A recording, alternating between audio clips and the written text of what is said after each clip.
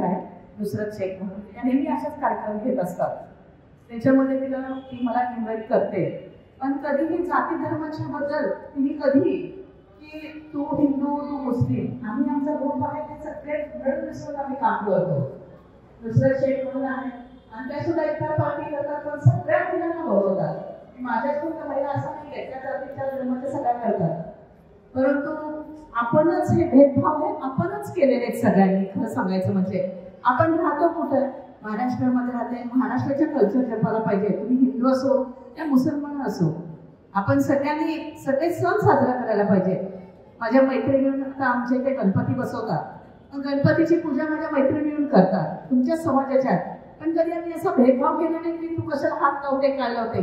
बिंदास करतात, घरामध्ये पूजा करतात, गौरीची पूजा करतात.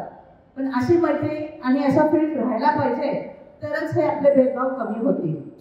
रक्ताची नाती फक्त गरजेपुरतेच असतात, पण जी प्रेमाची आणि मैत्रीची नाती असती ती आयुष्यभर टिकते. त्याच्यासाठी कुठलाही ब्लड ग्रुप कोणाचं काय आजारी पडलं तर आपण त्या बघायला जातो का कोणाचं आहे रक्त नाही, फक्त ग्रुप आपले प्रत्येकाने ते वरून ठरवलेले असतात. ते बघताना आपण विचार करत नाही की हा ब्लड ग्रुप कोणाचा आहे, तो माणूस जिवंत राहिल्याशी मतलब असतो.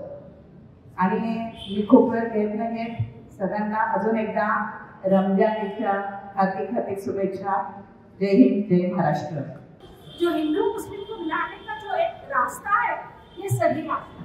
जो गलतफहमियां जो पैदा की गई है लोगों में, जो इन्होंने भी गलतफहमियां पैदा की है, वो गलतफहमियां यहाँ से दूर होती है. ये बहुत अच्छा प्रोग्राम है, मुझे आके बहुत खुशी हुई और मुझे बोलने का मौका दिया गया, इसलिए मैं सरकार का शुक्रिया अदा करती हूँ. शुक्रिया, बहुत बहुत शुक्रिया.